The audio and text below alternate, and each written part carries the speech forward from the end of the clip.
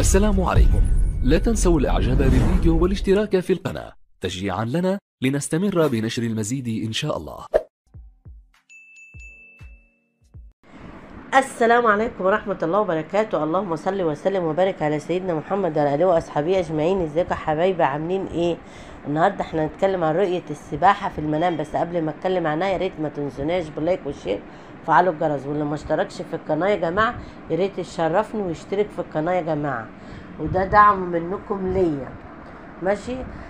يا ريت يا ريت يا ريت. انا كل حد بيكتب لي اي حاجة بعمل لكم بيها فيديو، يا ريت يا جماعه اللايك عشان يوصلكم كل فيديو جديد. واللي عنده اي استفسار او اي رؤيه يخش على صفحتي على الفيسبوك او على اليوتيوب يكتب لي، وان شاء الله انا اكون معاكم وهرد عليكم باذن الله.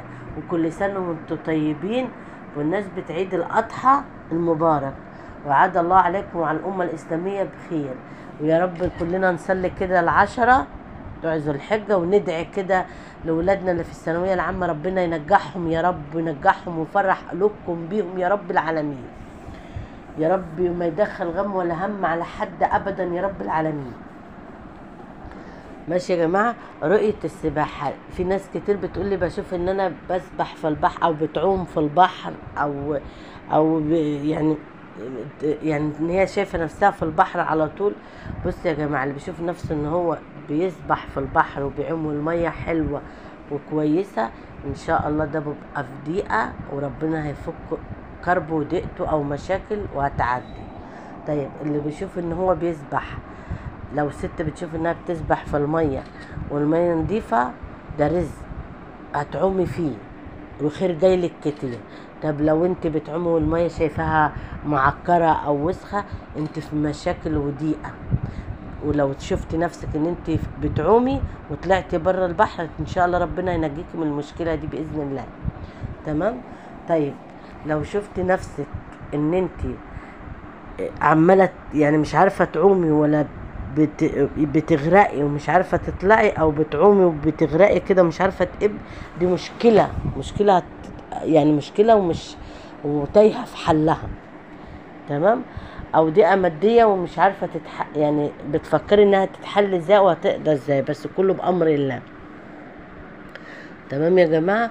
طيب لو طالب علم شاف نفسه ان هو بيسبح وبيعوم بسرعه والميه قدامه جميله ان شاء الله باذن الله نجاح وتفوق في دراسته باذن الله. اما لو بنت عزباء شافت نفسها او صلت صلاة استخارة وشافت نفسها ان هي بتسبح في الماء والمية صافية والمية جميلة وبتسبح بسرعة وكويسة، اعرف ان ربنا يوعدك بواحد كويس جدا، ربنا هيكرمك بيه وامورك هتبقى سالكة يا جماعة. وكلمة السباحة جاية من ايه؟ من تسابيح، يعني ممكن حد يكون مش قريب من ربنا فجاية برضك ان انت تسبح الله وتذكر الله على طول. لو انت في ضيقه اعرف ان دي برضو جاي لك ان انت تسبح ربنا وتذكر ربنا كتير. تمام. طيب لو حد شاف نفسه ان هو يعني غرق ما طلعش، دي مشكله او ضيقه ماديه. تمام يا جماعه. فيعني ده للست او للرجل. اما للست بقى المطلقه لو شافت نفسها دي بقى بتسبح وبتسبح يعني شاطره في العوم زي اللي هما بيقولك السباحين دي باذن الله ربنا هيعوضك خير. ان كنت في قضيه هتكسبيها وتكسبها بسرعه، ربنا هيكرمك بواحد وواحد هيكون كويس جدا. تمام. هتمشي امورك معاه وامورك هتسلك وتمشي بسرعه وهتبقي الدنيا هتمشي مع بعضيكم وتبقوا كويسين مع بعضيكم. تمام يا جماعه. دي رؤيه السباحه في المنام يا جماعه، والله اعلى واعلم. يا ريت ما تنسوناش باللايك والشير وفعلوا الجرس.